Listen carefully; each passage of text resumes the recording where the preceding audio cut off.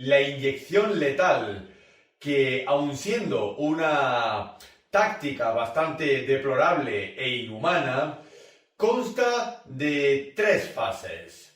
La primera es la fase sedativa, es decir, dormir al paciente para que en cierto modo no sienta su muerte. La segunda fase consiste en la parálisis, es decir, la administración de fármacos que induzcan una parálisis neuromotora o neuromuscular, especialmente a nivel respiratorio. Y la tercera fase es la última de todas, la fase de la parada cardíaca, sobrecargar al corazón para que éste deje totalmente de latir. A mediados del mes de septiembre de 2009 ocurrió un hecho insólito en Ohio, y es que el reo, el preso Rommel Broom, sobrevivió a 18 pinchazos de inyección letal. Lo único que este hito tiene truco, y es que no se consiguió acceder al torrente sanguíneo del paciente, o mejor dicho, del preso, sino que no se conseguía que la inyección letal llegase a el centro cardíaco y pulmonar. Uno de los fármacos que más se utilizan para inducir la parálisis muscular en un paciente, no solamente en inyección letal, sino en los propios ámbitos de anestesia y área quirúrgica, es el rocuronio, uno de los principales bloqueadores neuromusculares no despolarizantes y que actualmente es el que se lleva toda la gloria dentro de la intubación.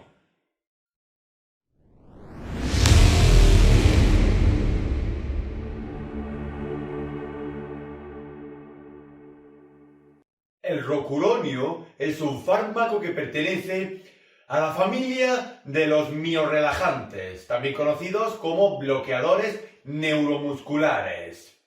Y dentro de estos se engloba en el grupo de los no despolarizantes y a su vez se incluye en la familia de los de tipo aminoésteres, junto con otros semejantes como el pancuronio y el becuronio. El rocuronio lo podemos encontrar en el mercado sanitario y farmacéutico bajo el nombre comercial de Esmerón. Y tenemos que saber que, como todos los miorrelajantes, el rocuronio también se utiliza en la práctica deplorable e inhumana de la instauración de la inyección letal dentro de la fase de la parálisis o la inducción de la parálisis neuromotora o neuromuscular.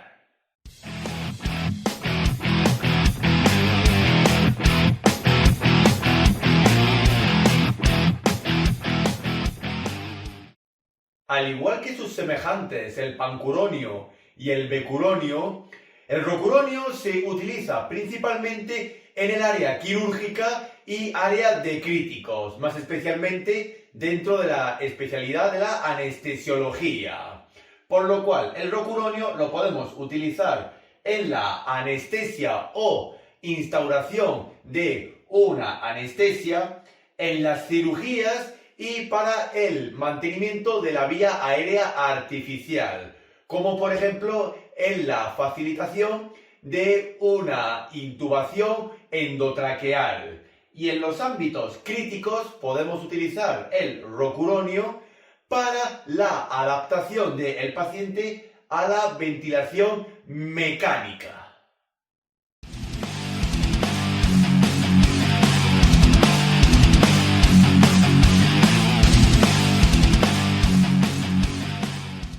De la misma manera que su familia de los bloqueadores neuromusculares no despolarizantes del tipo aminoésteres, el rocuronio no se utilizará en la propia alergia en sí al fármaco y a su principio de bromuro. Mucho cuidado con las interacciones farmacológicas que pueden agravar el potencial miorrelajante del rocuronio Y tampoco hay que utilizarlo en cruces de bloqueadores neuromusculares, incluso con su propia familia. Por ejemplo, con el becuronio o el pancuronio. Utilizaremos solamente un miorelajante determinado. Y dentro de las precauciones tenemos que saber que el rocuronio suele hacer acúmulos residuales, es decir, el rocuronio poco a poco se va almacenando en el organismo, especialmente en terapias a largo plazo. Por supuesto, el rocuronio, como todo miorelajante, el paciente debe de estar monitorizado y tener cerca material de soporte vital avanzado, por si fuera necesario. Si el paciente ya de por sí presenta ciertas miopatías o alteraciones musculares que estén relacionadas con la placa motora, como por ejemplo la miastenia gravis, habrá que utilizar el rocuronio con mucha cautela para evitar el agravamiento de las mismas. Lo mismo ocurre con pacientes que tengan cierto grado de nefropatía y o hepatopatía, así como algún problema cardíaco. En geriatría, es decir, en pacientes debilitados y frágiles, el rocuronio deberá de utilizarse con mucha cautela para evitar la aparición de adversidad en los mismos. Dentro de la anestesia, si el paciente tiene hipotermia o un alto grado de obesidad, las dosis de rocuronio pueden variar bastante. En este caso, en hipotermia se requerirán dosis menores, mientras que en la obesidad se requerirán dosis mayores para el establecimiento de una anestesia. Aunque el rocuronio apenas provoca hipercalemias o aumento de los niveles de potasio en el organismo, si el paciente tiene alteraciones electrolíticas, habrá que utilizar el rocuronio con mucha precaución. Y por supuesto, el paciente tiene que estar bien hidratado.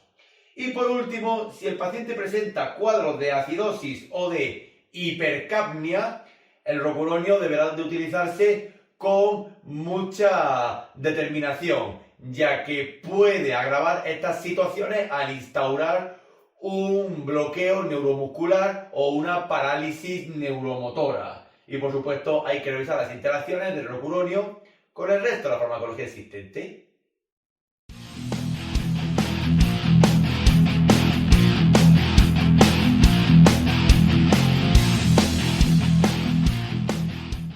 El mecanismo de acción del rocuronio es absolutamente idéntico al resto de su familia, de los miorelajantes no despolarizantes, del tipo aminoésteres, como el rocuronio, el becuronio y el pancuronio. Tenemos que saber que el rocuronio inhibe de forma selectiva y competitiva la colinergia a nivel de la placa motora, es decir, se une a los receptores colinérgicos de la placa neuromotora o neuromuscular, lo cual que conlleva que ésta no se excita al no activarse con la presencia del principal neurotransmisor colinérgico, la acetilcolina. Y también tenemos que saber que el rocuronio, en comparación con sus otros dos hermanos farmacológicos, tenemos que decir que tiene el rocuronio más potencia que el becuronio y que el pancuronio, pero a su vez tiene menor duración que ambos. Y usualmente el inicio de acción del rocuronio después de una dosis suele ser al cabo de unos 60 segundos, 90 segundos, donde se realizará de forma estandarizada el intento de intubación o instauración de la vía aérea artificial. Y al igual que su propia familia, el rocuronio no libera histamina y no establece ningún bloqueo ganglionar.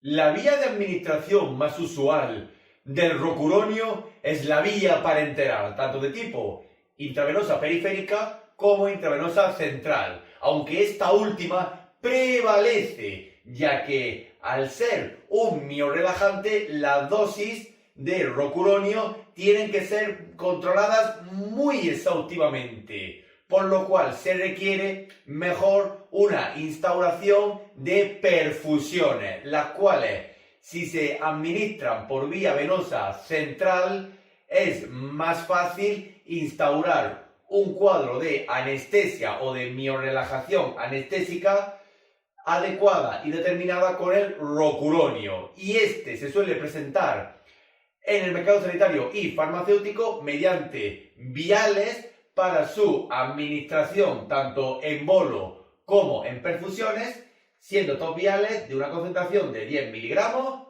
por mililitro.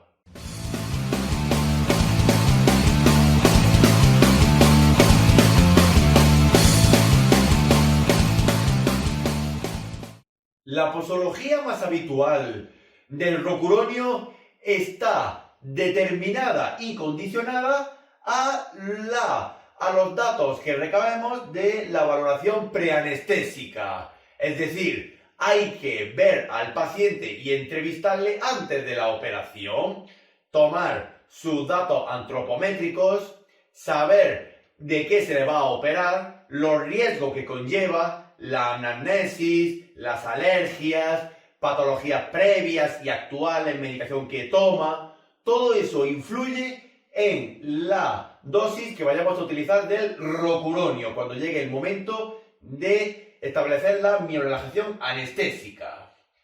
De forma estandarizada y según una valoración preanestésica adecuada con un grado de ASA de 1 a 2, podemos utilizar para el tratamiento, o mejor dicho, para la instauración de una vía aérea artificial de un intento de intubación, de 0,6 a 1 miligramo por kilogramo, dando un máximo de 2 miligramos por kilogramo. Y si fuera necesario instaurar una perfusión o un ritmo de perfusión posterior de mantenimiento, este será aproximado de una dosis de 0,15 miligramos por kilogramo por hora, si fuera necesario. Y finalmente, si utilizamos el rocuronio en una perfusión como tal, por ejemplo, para una adaptación a un paciente a la ventilación mecánica en ámbitos críticos, podemos utilizar una dosis de carga de rocuronio de 0,6 miligramos por kilogramo y de ahí seguir con una perfusión de mantenimiento de 0,3 a 0,6 miligramos por kilogramo por hora. Y la disolución que más se requiere para una perfusión, por ejemplo, con una concentración de 4 miligramos de rocuronio por mililitro, podemos administrar 200 miligramos de rocuronio en 30 mililitros de suero salino fisiológico y de ahí instaurar el ritmo de perfusión que se desee para que el paciente, por ejemplo, se adapte a la ventilación mecánica.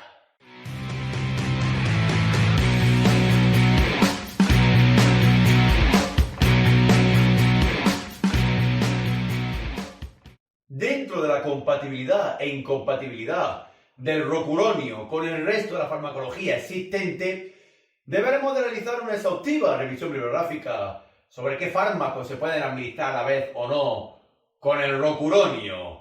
Y evidentemente también recordar que hay que evitar los cruces de bloqueos neuromusculares, incluso dentro de su propia familia, de los no despolarizantes de tipo aminoésteres. Y a su vez se ha demostrado que el rocuronio tiene incompatibilidad con los corticosteroides, con ciertas familias de antibióticos y con el tiopental sódico. Mucho cuidado cuando vayamos a instaurar un cuadro de sedación o analgesia en un paciente quirúrgico. Recordar que el tiopental y el rocuronio no se pueden administrar en terapias en Y. Y dentro de las interacciones tenemos que saber que el rocuronio tiene sinergia, potenciación de los efectos terapéuticos y adversos si se combina a la vez con anestesias halogenadas, como por ejemplo el isoflurano o el sevoflurano, donde aquí administraremos menores dosis de rocuronio.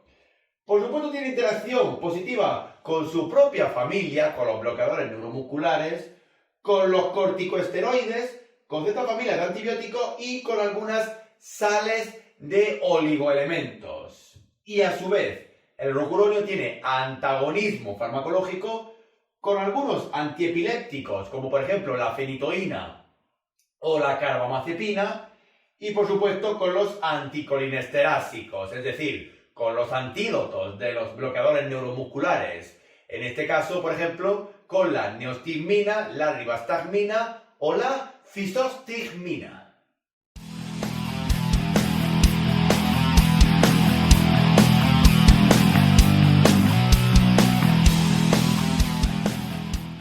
Si utilizamos el rocuronio a las dosis recomendadas, suele ser un fármaco bastante seguro y eficaz para su uso cotidiano dentro de los ámbitos quirúrgicos y críticos.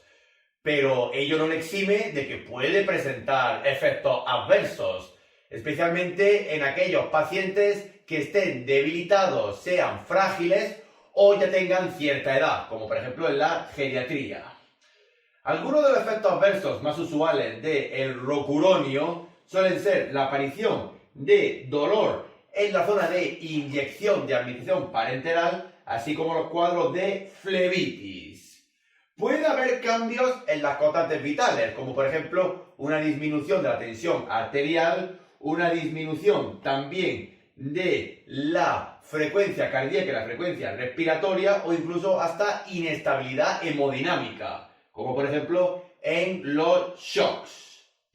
Debemos de saber que el rocuronio, al ser un fármaco que suele hacer acúmulos residuales, es decir, en bloqueos prolongados o en instauración de perfusiones a largo plazo, el fármaco se suele ir acumulando poco a poco en el organismo, especialmente si éste no es capaz de incrementar la excreción del rocuronio frente a la metabolización del mismo.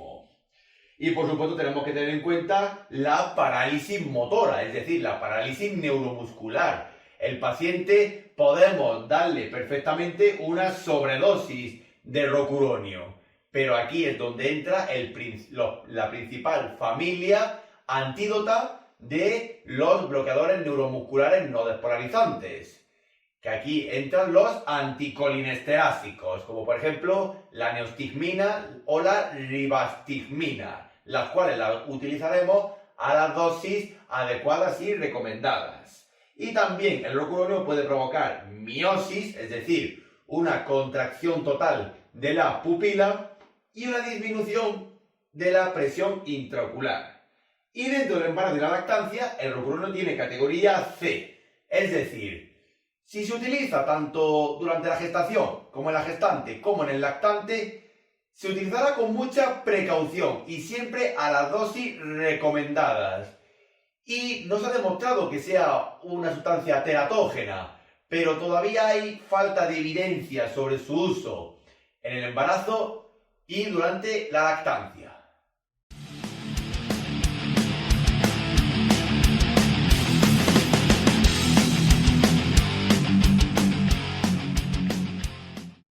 Finalmente, el rocuronio, dentro de los ámbitos de dialización y técnicas continuas de reemplazo renal, no se dispone de información sobre si es un fármaco dializable o no, y usualmente no suele requerir un ajuste de dosis, salvo en aquellos pacientes que sí tengan un alto grado de nefropatía y o hepatopatía, donde se requiere una dosis algo menor. Es importante recordar que el rocuronio es el bloqueador neuromuscular no despolarizante más potente de su familia, pero a su vez es el que menos dura. Y el inicio de acción suele ser de a los 60-90 segundos, donde se realizará el intento de intubación.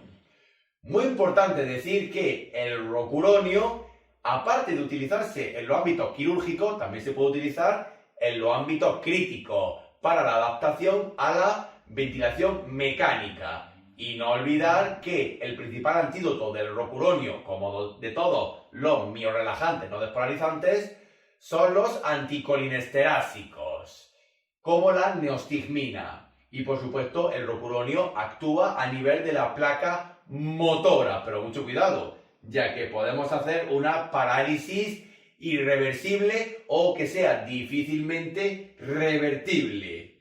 Y también decir que el rocuronio se puede asociar a otros anestésicos, a excepción del tiopental sódico, y decir que el rocuronio se utiliza mucho para las inyecciones letales dentro de la fase de parálisis.